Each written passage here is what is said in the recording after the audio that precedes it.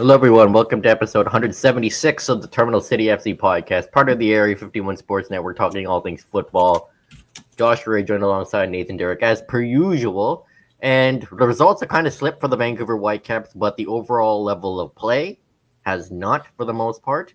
And they're doing it despite some key injuries. I think we knew this was coming. Yeah, it was inevitable. Nothing's going to last forever, right? There is going to be moments of adversity. And when you're losing some very, very key players right now, I mean, 4 out of your starting 11 are out, injured. 4 key players. 4 key players. Yeah, it's bound to happen. But they're not changing their identity. They're relying on depth within the squad, and they're still getting, the dirty point here and there, right? Right. Let's talk about how they got the dirty point in Toronto last Saturday against Toronto FC. It was dirty, literally, because look at that weather. Oh, yeah, that was like disgusting. Freezing rain, like 3 degrees there. You could even hear the raindrops on the camera. If you could see them on the camera. There was times where you couldn't even see the pitch because the camera was so bad. Yeah, it just looked disgusting, and the weather definitely played a role for not just the Whitecaps, but for Toronto FC as well. It was one of the games of all time. You could say, the Whitecaps should have won this game, especially with the amount of chances and set pieces, but it's still a point. Sure, it would have been nice to get 3 points. It's disappointing to not get 3 points, but take what they can get. But the big takeaway in that game, Sebastian Berhalter, everywhere. Yeah, Berhalter had an absolutely phenomenal game. I talked about it after the game. I think he actually had the most creations in the entire game of either team. This is a guy that's gone from strength to strength ever since he came into the league. We were talking to him after the match, and he kind of was reflective a little bit, talking about how the Whitecaps essentially took a chance on him, right? Yeah. He had been playing for a team. I think he had been on loan, also to one of the teams in Austin, in Austin, from Columbus, and that didn't really go the greatest. And when he came to Vancouver, it kind of felt like a bit of a last chance for him. Yeah, and he took it. Yeah, he took it. I mean, he wasn't a starter right away. He worked his way into the squad, but every year that he has been here, he has not only increased his value to the club, but you see the confidence in him, not only as a player, but as a leader in the squad. Yeah, he's emerged as maybe not on this team as an everyday starter, but if he was on most other MLS teams, he definitely would be. He's definitely part of that starting 18 or whatever it is. Nowadays, given the injuries. Well, given the injuries, but you take a look at that midfield, he's one of the names that it depends on how you want to play, where he is one of your go-to guys. That midfield is always going to have Kubas as your starter. Vite is going to be there if he can play, or further up if, last night when Gald's missing. But Berhalter and Gondo, it's kind of almost a coin toss between those two of who you have next. Yeah, and Berhalter has proven he can play in the midfield. He can play even as a right back. He's played in multiple positions. He's the Whitecaps' Archie Gray. Yeah, and in Toronto, he was everywhere, creating the most chances. Obviously, taking the corners with Gald away with injury. Fortunately, they couldn't capitalize. One good chance in the first half, Brian White with his signature header, but it was cleared off the line by the Toronto defender. Yeah, and then near the end of the game, Ranko Veselinovic. Great chance, but Sean Johnson was there at the last second. The Whitecaps did have the dominant number of chances. They had 6 shots on net. I would say really only those 2 that you mentioned were grade A. Yeah, good chances. The other ones were they can be dealt with. It's a road point. You can never begrudge a point on the road. But it does feel like this could have been 3. Yeah, and I just felt like a game where Ryan Gald was sorely missed. Yeah. Because that is a game where he steps up. You know what it is? It's a game that not only Ryan Gauld has missed, but who deputizes for him in that position? Pedro Vite. Because Vite was given a bit of a rest after coming back late from Ecuador. Yep. And unfortunately, the Whitecaps lost 2 more men in that game. Matias Laborda, hamstring injury, out a couple of weeks. Yeah. Andres Cubas went down pretty awkwardly. And surprisingly and thankfully, it's not as serious as it seems. They're saying a dislocated shoulder, and Jesper Sorensen said Cubas could be back either this weekend against Colorado or on Wednesday against Pumas. Yeah, thankfully, if it was a dislocated shoulder, that it didn't stretch anything out of place that requires a bit of lengthy time to fully heal. If they're thinking that they can have him back that fast, I mean, that is very, very good for this club. Yeah, that is a... I mean, it's... Ryan Gauld gets all the plaudits. Cubas, low-key, is almost a more essential player because of the that work that he does that just goes unnoticed. Yeah, the guy's work rate, the guy's engine, like the Whitecaps thrive with him on the pitch more often than not. But just overall a pretty game in like the worst weather you can think of. Well, one of the worst weather you can think of in Toronto. 0-0. Toronto is still without a win this season. Whitecaps still top of the West, tied for top of the league. Yeah, which is still a positive sign. Not bad after 6 matches. Yeah, not bad at all. And yeah, like you said at the top, the run at the beginning of the season wasn't going to last forever. No. It's not realistic to, expect it to happen for a long period of time, especially now with so many injuries. But you got to give plaudits to Sorensen, his staff, and the players for handling all this adversity this early in the season with so many games. Yeah. And we're heading into that again now. You take a look at Toronto and the game that we're going to talk about yesterday. I think that's 5 games in 15 days that we're right in the middle of right now. Yeah. So last night, Pumas were in town for the CONCACAF Champions Cup quarterfinal first leg. And this is one of those peak CONCACAF games. Not just on the pitch, but around the stadium. Even had the lights go out multiple times due to technical difficulties. Yep. Which was just, I've never seen that. At least not covering the Whitecaps. At first, I thought the power went out. I wasn't too sure because at first it was like that kind of weird mini light show that they do before the match. It was like, the lights are kind of going off and on and all around the stadium. And then at other times where they just went flat out off. We were talking to one of the other guys at the booth, Simon Fudge, who does was it Soccer Talk Vancouver? That's it. His podcast, yeah. He was referring to the back in the day when certain organizations had hacked into the lighting systems of various stadiums in Europe and were actually using when the lights go on and off in betting. Yeah, and so he was wondering, like, someone halfway around the world, are they betting on this right now? Did BC players get hacked? Yeah, I need the lights off so I can win my $200 parlay. Mm-hmm.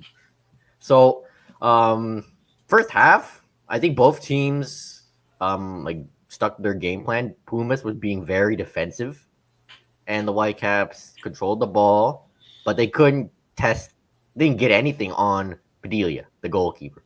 It was kind of weird. For about the first 5 minutes, it seemed like Pumas was going to come out flying. But they were really, really going. And then, the Whitecaps, again, they've done this a number of times this season where they almost allow teams to hit them, give themselves 5 minutes to figure out, okay, that's what this team's about, and then they move into their game plan. I don't know if it's the best way to do it. I kind of wish that they would just start from the whistle, but it seems to be working for them so far. And at that point, the Whitecaps started to dominate play. I was really impressed in the first half. The movement of the ball between Ngondo and Ahmed. Yep. I was really, really happy to see Ocampo and what he was accomplishing on the right.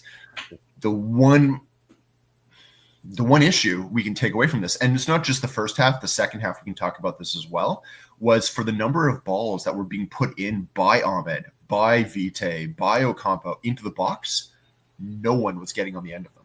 Yeah, there was no one. I think Ocampo in the first half was 0 for 7 on crosses. And it wasn't because they were bad crosses. They were good crosses. Just no one was getting on the end of them. And I think Ocampo crossed one in. White was just a second or two behind. And if he was much earlier, he would have been home free. Yeah. And I asked Sorensen about Ocampo last night after the game, and he said that was his best game of the season. And I agree. I wholeheartedly agree. Best game as a Whitecap so far for Ocampo. I think he's done very, very well. He's absolutely a great deputy in the right back position for Laborda, who's definitely commanded it and taken it as his own when he's healthy. But Ocampo does have some versatility to him as well. We've seen him switch sides. When he plays on the left, it's a little bit more difficult because he can't play that overlap that we normally see. And the times that we have seen it this season when Gold is also still playing up top, the lack of that overlap stifles Gold as well. So while he has the ability to play both, I don't know if it necessarily works within Sorensen's system. There needs to be some sort of adaptation.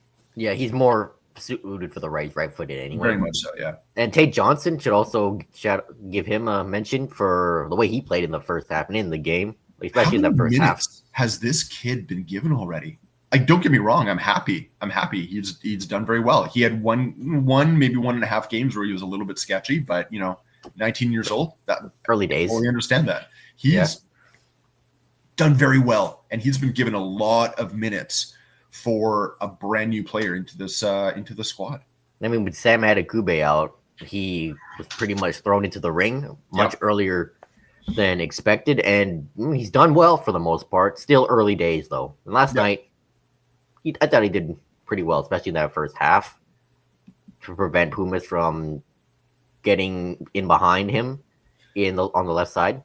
He did get caught out at one moment. Yeah, one moment. But I will say, and this is actually, I'm going to say, I'm going to commend Tristan Blackman, who normally is the center back on that left-hand side, has done very well in watching his American counterpart and helping him out a little bit, making sure that if Tate is going up the pitch, Blackman's swinging in and kind of just cheating over to the left-hand side a little bit more to help, to watch.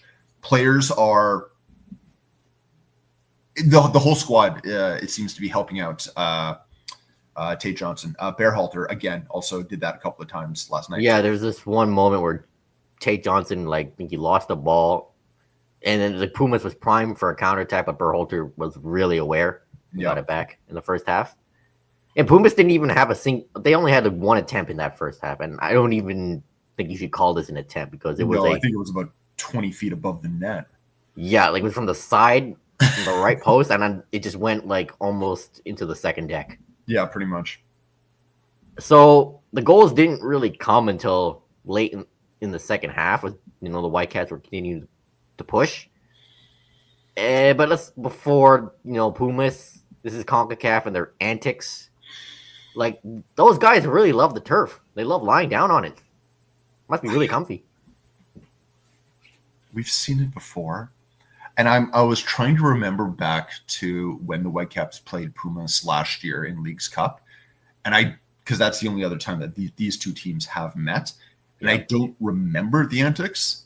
I don't think Pumas was also, leading that game. So, maybe they didn't feel the need to smell the turf. This was peak CONCACAF. Yeah, and that goalkeeper Padilla, I'm like, I don't know. He loved the turf the most. Just, lying down on the turf, taking his sweet time with the ball. It felt like half the game was the ball in his hands. Must be a really nice ball to feel. I mean, I touched it last night in the press room. It was nice to touch. When even the fans are starting to notice it and they're starting to do the count. The count is 1, 2. Getting up to 18, 19. I mean, what you're supposed to be allowed 6. So, I mean, don't get me wrong. You don't really see that rule called a lot unless it's, the Olympics in London. But yeah, it was. There's a point where it's funny. Then it kind of hits a little bit, ludicrous. And then it just gets insulting. Yeah, and then that's what I felt. Like I got to say, like if I was a player on Pumas, I would have been embarrassed with myself last night. yeah, and good on the Whitecaps for not, losing their heads. Brian White talked about how hard it is to, keep your head in a game like that. You would before White scored, Padilla goes down. For some reason, Jaden Nelson gets a yellow card. Maybe it's something he said. I'm not too sure. I still don't understand why he got a yellow card. But off the ensuing corner, they make Padilla pay when like one of the most chaotic goals you'll ever see. Kind of like the mad crease scramble in hockey. It's a ping pong goal. Yeah, I still think this is an own goal. But it's credited to Brian White. You know what? Good on Brian White. I think that actually puts him tied for the lead for goals in this competition. Yeah, he is 4, I believe. He did definitely get a touch on the ball it came down, but it didn't really go that far, and it's not like the ball deflected. There was a center back on Pumas who basically backheeled the ball back into the net. Yeah, and it also went off Ranko first before a Pumas player. The fact that it touched 2 other players after White. But you know what? You're a striker. You get assigned a goal, you're going to take it. Yeah, any player would take that a goal. Again, though, Padilla, what was he doing on his line? Like, he and also the ball, he was nowhere near it. Yeah, I don't know. Padilla doing his best Robert Sanchez impression throughout the game. We got to talk about his positioning throughout this game, because there were a number of times where he came off his line as if he was going to try and sweep the ball away. And his own teammates weren't even prepared to it. One of them, his own team went to back pass it, didn't realize he was standing only 2 feet behind them, almost put the ball in their own net. Another time, he comes out to play the ball, nowhere near the ball, and Ocampo jumps on it, almost is able to round the keeper. Like, it just, his position somehow he made awareness seemed very, very suspect last night. And somehow he made the save off Ocampo, even though he was swimming out of the net. Like, oh, I'm going on an adventure. Well, Campo was, when he finally was able to cross that ball, he was pretty much at the byline. So, yeah. And this picture just, photo of the night. This just goes hard. Nelson giving him the. Again, I still don't understand why Nelson got booked, but Whitecaps took the lead, but they couldn't finish off Pumas, unfortunately. How the lights switched on and off? The Whitecaps switched off for 1 second. And again, another set piece. And, set pieces, I mean, there's a reason why we look at them kind of in their own light, separate to the rest of a match, because sometimes anything can happen. We saw that with the Whitecaps goal, a bit of a chaotic goal. This game, it's just a matter of 1 or 2 players switching off for a moment, right? You get caught ball watching, and that's it. And that's what happened in this one. Yeah, Javine Bodwell caught ball watching, realized too late. Alberto Carrasquilla, the former Houston man, was left all alone, free real estate, beats Yoi Takaoka. I saw a few people online blaming Takaoka for this one. I don't see that. He was there, he was positioned, but when you're giving someone the ability, when the ball drops at your feet on a corner, it means someone missed it. Someone missed something, and that, unfortunately, this time was Badwall. Again, Badwall, he didn't play the whole game. He had only been on a few minutes at this point. Maybe he wasn't caught up to the pace of the match, but he was caught ball watching, and as the ball went over his head and dropped, it basically landed at the feet of his man. He's too far away to really close him down. Yeah. It's the fault of the young player. Hopefully he'll learn, but only 18. It hurts because, again, the away goal this tournament. I mean, had the Whitecaps held on, that would have been a massive result to go into the Olympico. It makes going to Stadio Olimpico much more difficult, because now the onus is on the Whitecaps. They have to do something. Yeah, they can't just settle for a 0-0 draw. They need the 1 goal. Yeah, if they get 2, well, then it's like when they played Monterrey, and it's fantastic. But they need that 1 at least. Yeah, and the Whitecaps nearly won it at the end. Ocampo crosses it to the new guy, Emmanuel Sabi, but Padilla makes the save, and it goes off the post. Is it just me, or did Sabi telegraph this a little bit? He jumped up so much, like with a lot of time before the ball came to him, so that Padilla was able to cheat to the left by almost a good 2 feet before Savvy's head even connected with the ball, because we knew it was coming. It was like he was, just that air time while he was waiting for the ball. And if you're waiting for the ball to come to you, you're letting everyone else around you have time to react before the thing happens. And it kind of felt like that a little bit.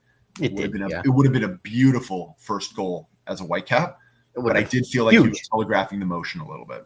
Oh yeah, and we had how many minutes of stoppage time? 7, 8. Yeah, and then stoppage time because the Pumas players showed their love for the turf so much, and decided to do their dark arts. And this is CONCACAF. It's insane. It's crazy. It's annoying. And I hate to say it, but we're used to it by now. Yeah, well, we're not used to the lights going on and off, but no, that's new. That's new. Next week in Mexico City, we'll see more dark arts from Pumas and their players. Mexico City is going to be. It's a different set of circumstances, right? I mean, that is a high altitude city, so that's going to be something to deal with. I mean, getting used to the air, getting used to those sort of conditions, getting used to playing in Mexico City, right? Like this is a team. Yeah, they're not doing that great in Liga MX, but they're a big club again, and that's going to be a suffocating environment. Yeah, but the Olympico is always a tough stadium for visitors, even of the national teams. Yeah, we saw Canada play there a few times, and it's quite the challenge. Like, I've never been, but that is a famous and tough stadium to play in. So before that, back to MLS, another chance for the Whitecaps to make up some ground early in the Western Conference standings. Colorado Rapids come to town this Saturday. They've been doing very well. They've only got one loss. They're sitting kind of in that mix of teams. They're only 2 points behind the Whitecaps, but there's a mix of about 4 odd teams that are kind of sitting in that, about 5 teams in that kind of top 5 spots that are really only 2 points separating them. Yeah, and Colorado, they had a home win against Charlotte last week, and Jordy Mihalovic got 2 goals in the second half. There you go. Pretty good performance. 21 shots, 6 on target for Colorado, a team that's really improved over the last couple of years. Remember that they had a team in Colorado and started, bringing them some players. Yeah, and Mihalovic was one of those guys. You remember, like, before last year, nobody would put money on Colorado. Last year, they finally started making some moves. Yeah, and they made the playoffs. Well, only to get creamed by LA Galaxy. Wow. But it was a step in the right direction for the Rapids. Yeah. You want to see the Whitecaps get back to winning ways. It's now been 3 matches in all competitions without a win. Yep. Big question marks are going to be, is Kubas back? And if he's back, does he play a full game? I doubt it. Yeah. I think if he's back, he's maybe on the bench. But yeah, this is an opportunity to kind of give yourself a bit of a mini reset. Yeah, just to get back to the drawing board in the league, and maybe try to be more clinical, especially on the corner kicks. Especially because you take a look at the number of corners. The Whitecaps have had the most corners out of any team in the entire MLS, and they dominate over the team that's in second. I think last I saw, the Whitecaps had 48 corners so far. The next team was 10 lower than them. Yeah, and I think the numbers have changed a little bit. I think I'm a game behind, but it's a pretty big disparity between first and second. Yeah, and got to also find a way to handle Rafael Navarro and Jordy Mihalovic. And yeah, these 2 teams met last time they were here. It was a slog of a game, but Damir Kreilach got that late game winner. I don't see that happening this time. Not this time, especially with the form both these teams are in. Also, I don't expect Damir Kreilach to touch turf. Yeah. Also, another chance for Brian White to find another goal in MLS, and if needed, Daniel Rios to continue to prove he belongs with the Whitecaps. So, lots of games coming up. Colorado first this Saturday at BC Place, then it's off to Mexico City for the second leg against Pumas. Absolutely. Still, a couple of things we should talk about the Whitecaps. Yes. A couple of moves.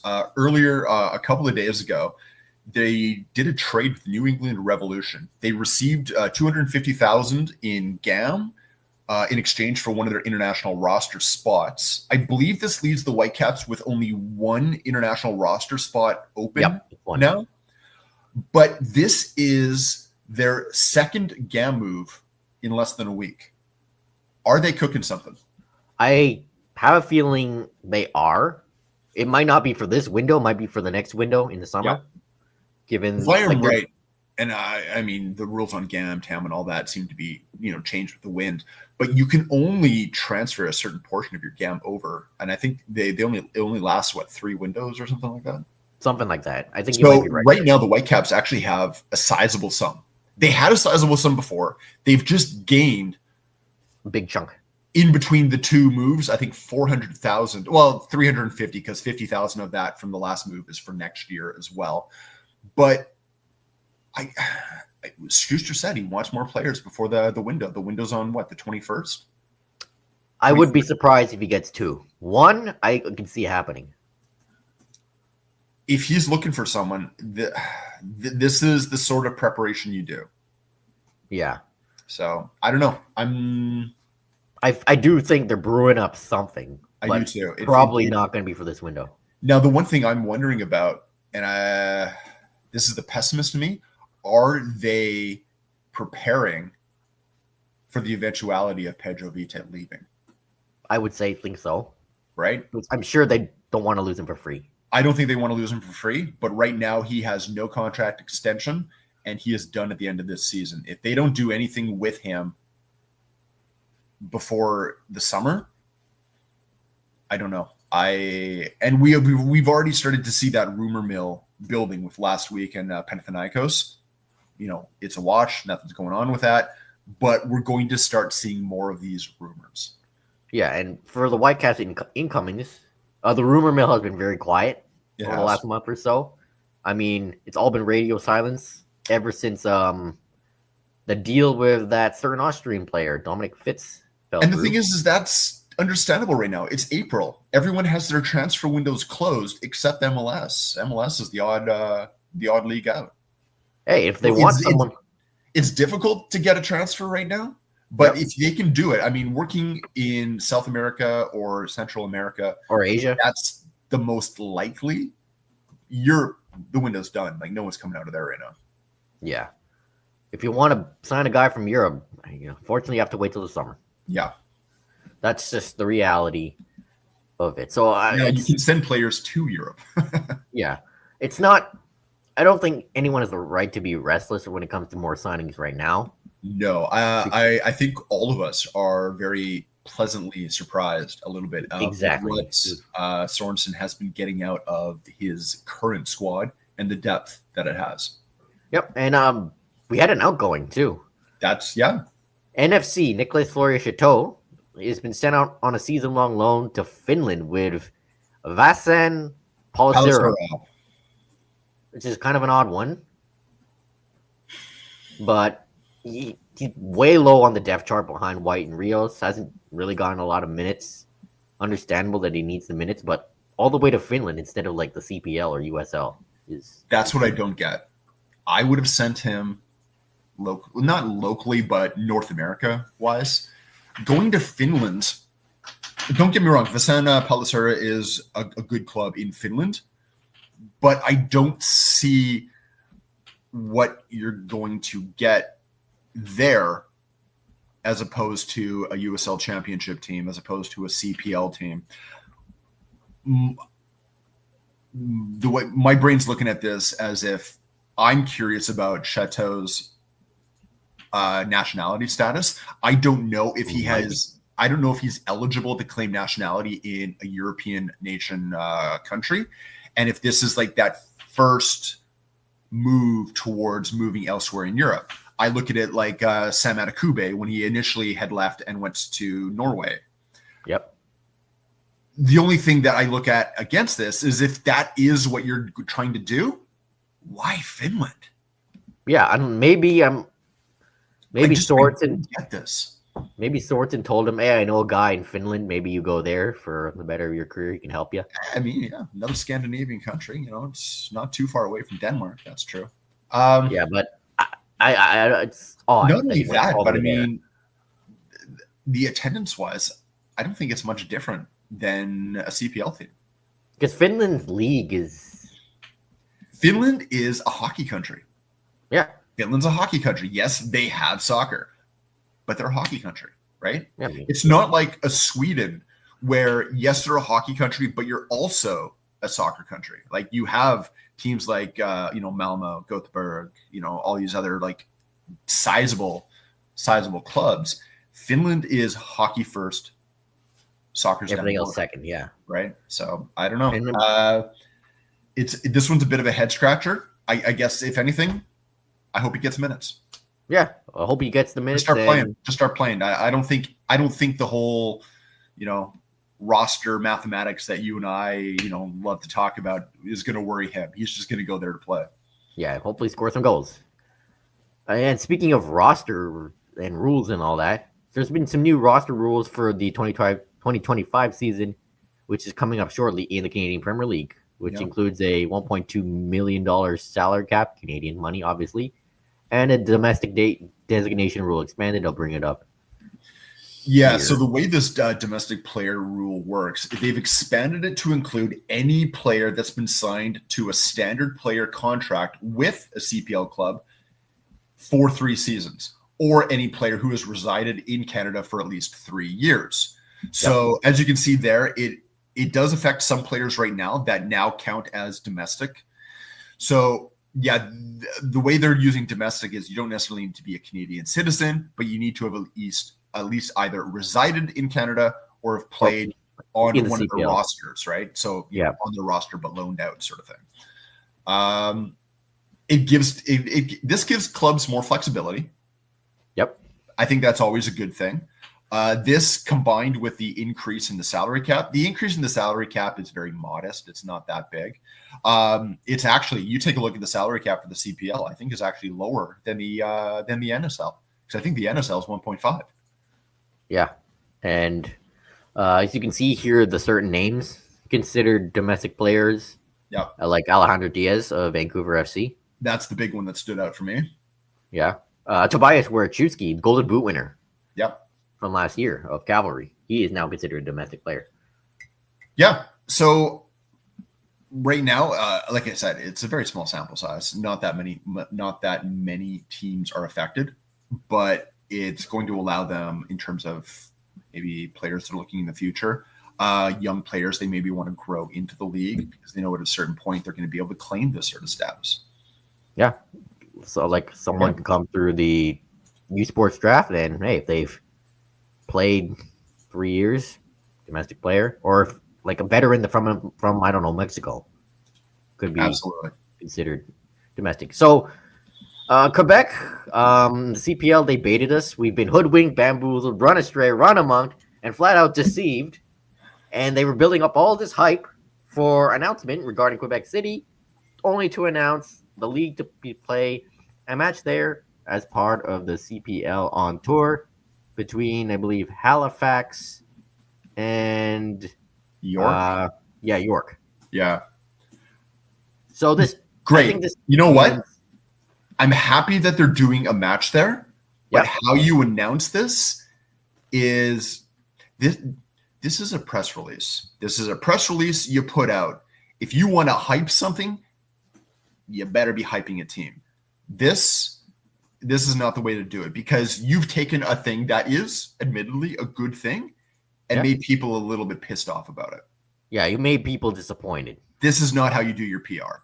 You've actually managed to take a good thing and make it look bad. Yeah, it's just, big announcement. The commissioner, the mayor, some representatives from our club. Surely that means we're going to announce expansion, right? Well, not only that, but we've been talking about Quebec City for how long now? A long time. Yeah. Ever since they were trying to bring in, was it CSS Saint Laurent after they did so well in the Canadian Championship last year? So this game between New York and Halifax will take place at Stade Telus University Laval, which as we talked about, a future site for a CPL team.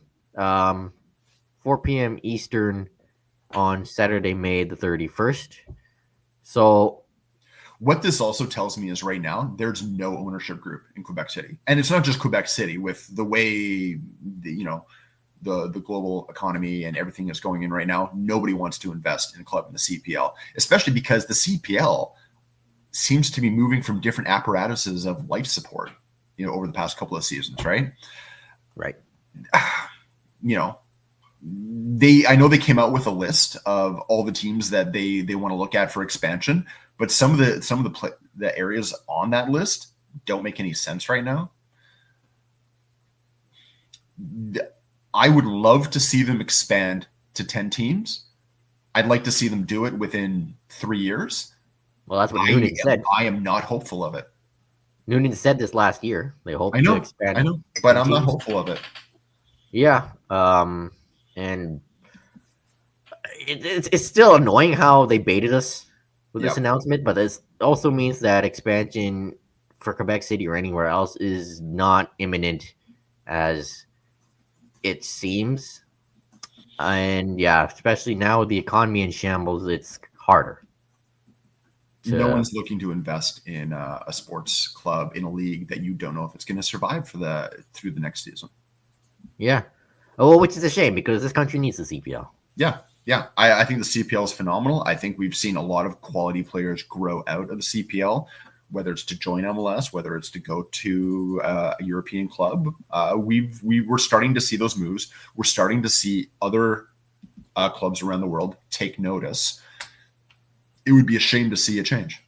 Yeah, it would be a shame to see it die because the one thing is, and I was talking with one of the communication staff last night about this. Is we have with the CPL, the Whitecaps, League One BC, now the NSL coming in. Is if you are the average soccer attendee, this market is very, very diluted now, right? There is a lot of options for you to go. So all these different clubs are kind of competing with one another for your attendance dollars.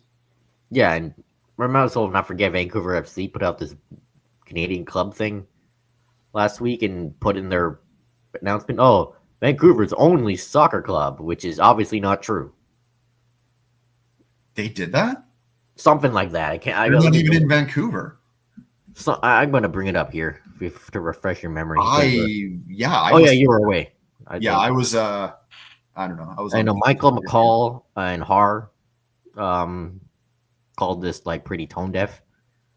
Michael made a really good point about you're kind of losing the audience you're trying to attract. I'm just trying to find it here because what and here this is what Har put out.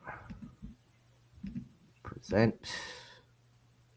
Not only that, but you think of the number of League One clubs that are in Vancouver. Yeah, I don't know what this is. Like some kind of exclusive membership thing. There's here. Look what they put. The Lower Mainland's only true Canadian professional soccer team with an elite vantage point.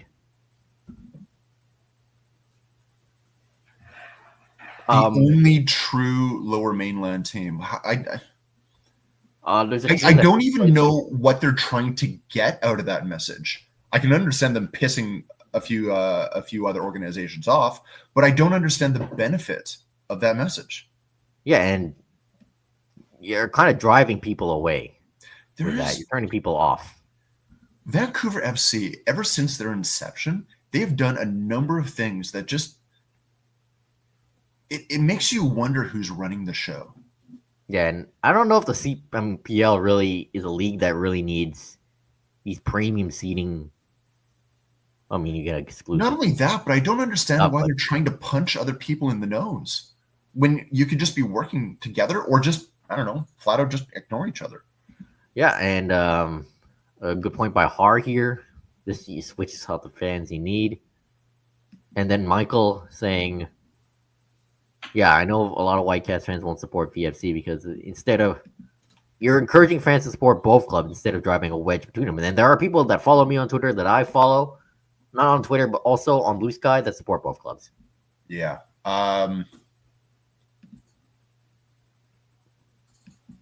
Sure. This seems to be marketing without actually, intelligence. Yeah. So, moving on back to the CPL. Big news out of Kansas City. Peter Vermees, the longest tenured MLS head coach, he's gone. He's been fired. Yeah. 16 years. Long time. And the Whitecaps didn't even exist in MLS when he first was announced as Sporting KC head coach, but he's gone after 16 years and a pretty poor start to the season by SKC. Honestly, Vermees' time with Sporting KC overstayed its welcome a while ago. But I still did not see this happening until it happened. And I think it's just because I didn't feel like the ownership of Sporting KC had the guts to do it. This probably should have happened 3, 4, 5 years ago. Because, Vermees has pretty much been the most successful head coach in the club's history. They won MLS Cup. They won U.S. Open Cups. But they've, since 2021, 2022 or whatever, they haven't been the same. No. And I think a shakeup there will be good. Yeah. I don't think it's going to be anything that's solved right away. There's going to be growing pains. I think it's a club that's trying to get out of complacency. So, good. This is a first step. Yeah, and not only that, apparently their longtime goalkeeper, Tim Melia, just announced his retirement today. Saw that, yeah. So it's a changing of the guard in Kansas City. And it'll be weird not to see Vermees on the touchline there. And I wonder who they bring in to replace him. I know they're going with an interim for now. But be interesting to see who succeeds Vermees. Yeah, Montreal's doing the interim route as well.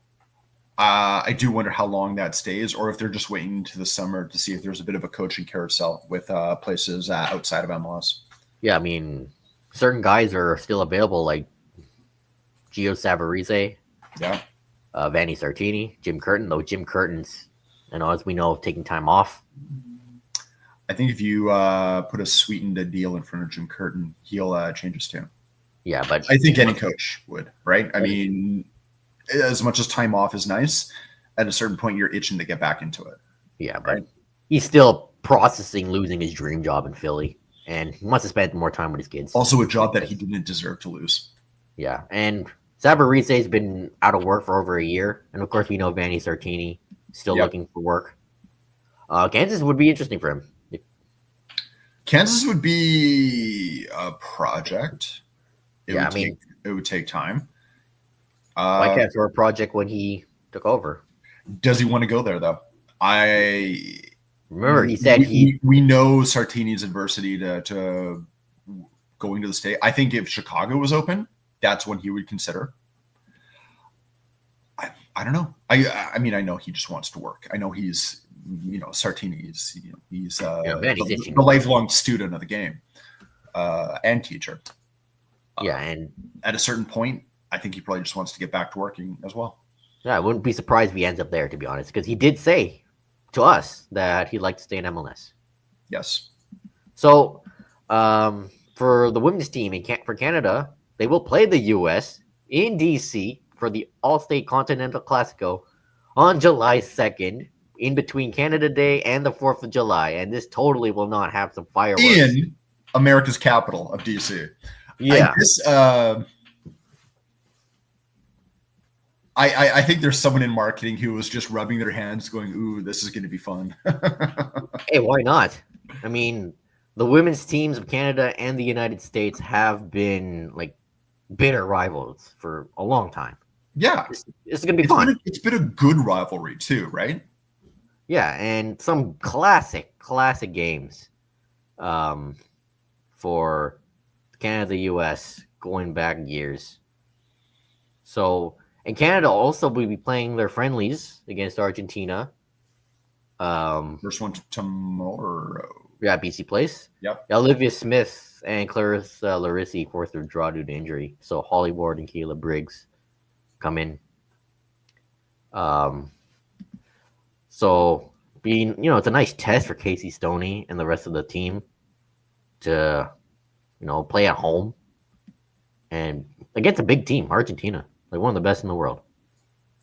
Yeah, I think this is the sort of opposition they need to be playing. They need to be testing themselves against. I think it's a fantastic 2-game leg. I'm happy that they're bringing it back to Starlight as well.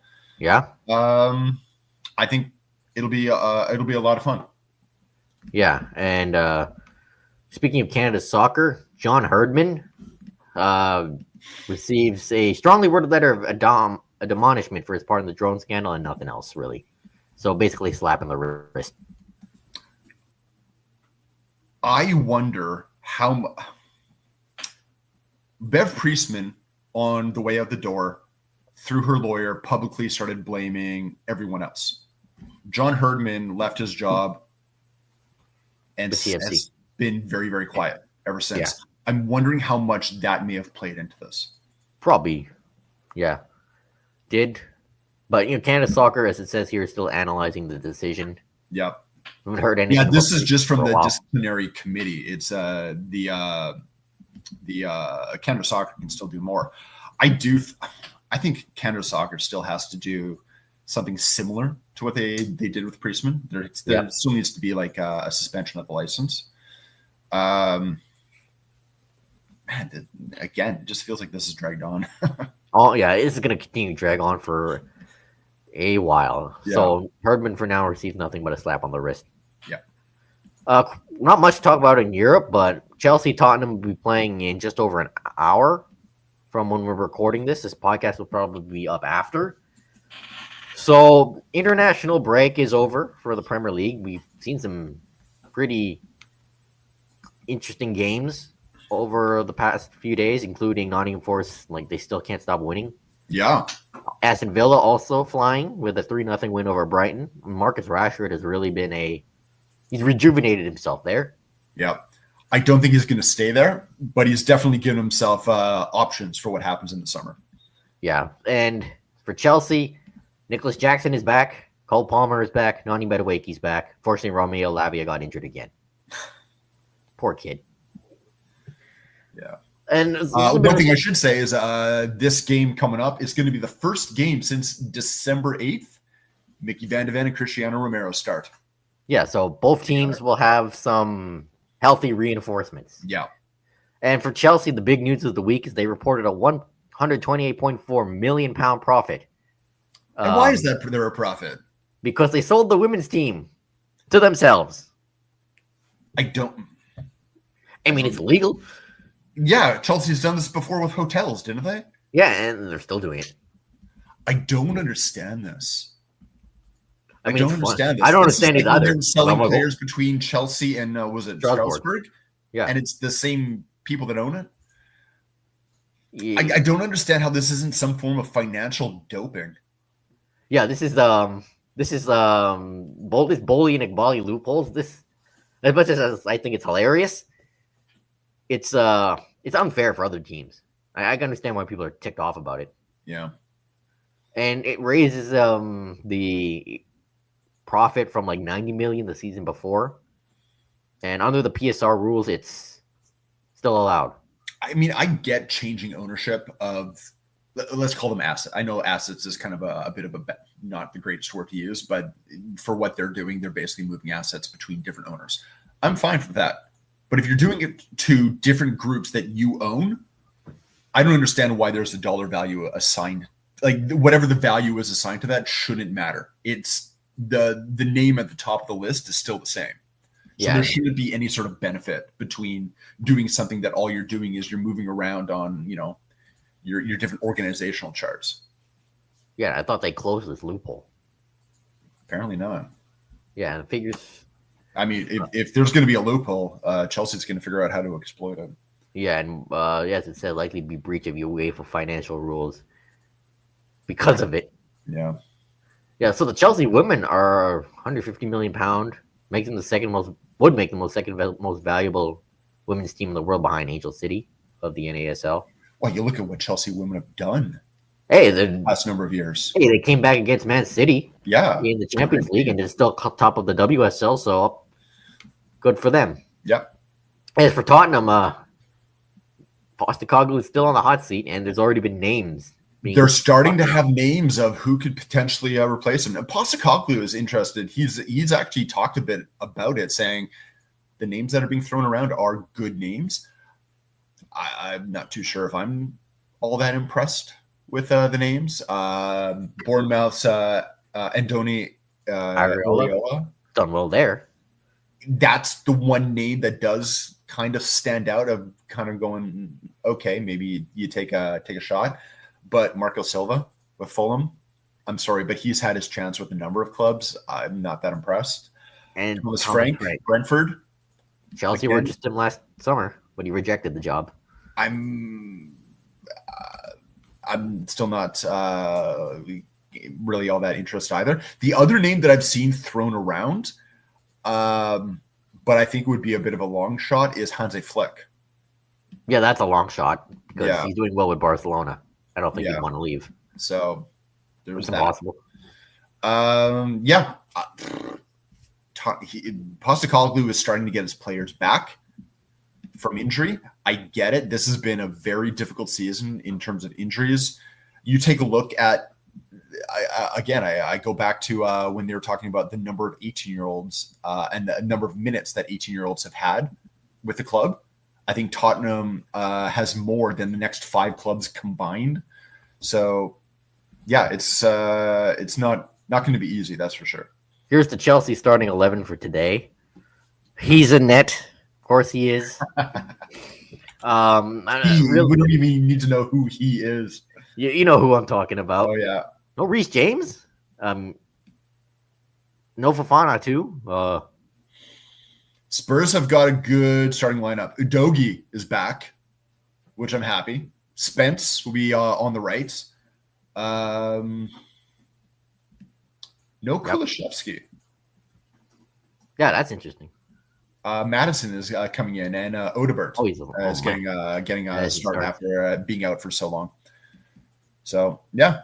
I don't know. I think it should be a good game. Yeah, Cuckoo isn't starting. Palmer's back. Jackson's back. Medwaki is on the bench, and hope Sancho can get going. Because the last time he scored was against Tottenham. And in a week where former Man United players are doing well, he has the opportunity to do so. Yeah. Well, he's on loan still. So, Carlo Ancelotti is apparently in court over his taxes in Spain.